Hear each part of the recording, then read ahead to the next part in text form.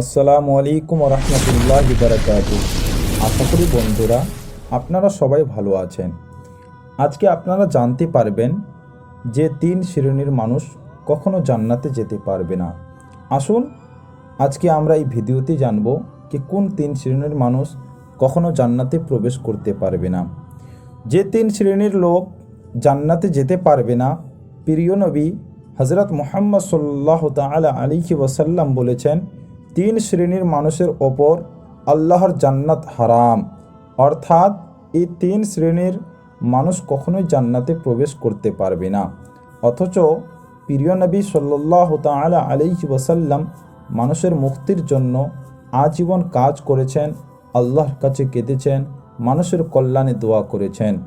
তিনি তার উম্মতের প্রতি গুরুত্ব সহকারে এ 3 কাজ থেকে বিরত থাকতেই সতর্কতা জারি করেছেন।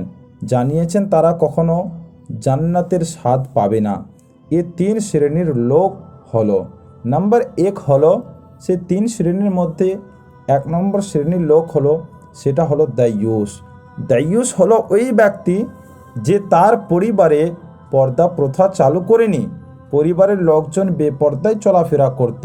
সে নিজের বাড়ির মানুষদেরকে কখনো পর্দা করতে বলেনি। সে নিজের বাড়ির মানুষদেরকে কখনো পর্দার নির্দেশ দেয়নি। তার জন্য সেই দাইয়ুস তাকে বলা হয়েছে। পরিবারের লোকজন বেপর্দায় চলাফেরা করত, বেহায়াপনায় লিপ্ত ছিল, কিন্তু সে তার কোনো প্রতিরোধ করেনি বা বাধা প্রদান করেনি। পরিবারের কর্তা হিসাবে বেপর্দা বেহায়াপনা বন্ধ না করার জন্য এই শাস্তি পাবে সে।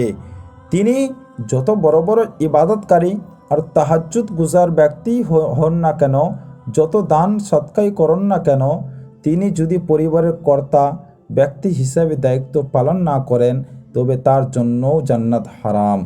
আল্লাহু আকবার। সুতরাং পরিবারের কর্তা ব্যক্তির উচিত পরিবারে পর্দার বাস্তবায়ন করা। এ কারণেই যে বেপর্দায় চলে সেও দায়ুস, আর যে সামর্থ্য দায়িত্ব থাকা সত্ত্বেও পর্দার ব্যবস্থা করেনি সেও দায়ুস, হোক সে পুরুষ অথবা নারী। দ্বিতীয় শ্রেণীর লোক হলো অবাধ্য সন্তান। যারা পিতামাতার অবাধ্য তারাও এই 3 শ্রেণীর অন্তর্ভুক্ত। পিতামাতার অবাধ্য সন্তানও জান্নাতে যেতে পারবে না। হাদিসের ঘোষণা অনুযায়ী যার ওপর পিতামাতা অসন্তুষ্ট তার জন্য জান্নাত হারাম। তাই সন্তানের জন্ম থেকে মৃত্যু পর্যন্ত পিতামাতার খিদমত করতেই হবে। পিতামাতাকে কোনোভাবেই কষ্ট বা পরিত্যাগ করা যাবে না। রাসূল পাক সাল্লাল্লাহু তাআলা আলাইহি ওয়াসাল্লাম পরিষ্কারভাবে বলেছেন, পিতামাতার অবাধ্য সন্তান জান্নাতে প্রবেশ করবে না। আল্লাহ আমাদের সবাইকে পিতামাতার অনুগত ও বাধ্য সন্তান হিসেবে কবুল করুন। তৃতীয় শ্রেণীর লোক হচ্ছে নেশাকারী। যারা নেশাগ্রস্ত এবং মাদক দ্রব্য পান বা গ্রহণ করে, তারাও এই 3 শ্রেণীর অন্তর্ভুক্ত। ইসলামে নেশাকে হারাম করা হয়েছে, এটা কোরআনের নির্দেশ। তাই সব ধরনের নেশা বর্জন করা জরুরি, কারণ নেশা বা মাদক গ্রহণ করলে দেহ অপবিত্র হয়ে যায়, আর এই অপবিত্র দেহ কখনো জান্নাতে প্রবেশ করবে না। আল্লাহ তাআলা মুসলিম উম্মতের সব জ্ঞানবান কিশোর, যুবক, বয়স্ক, নারী, পুরুষকে উল্লেখিত নিষিদ্ধ 3 কাজ থেকে বিরত থাকার তৌফিক দান করুন।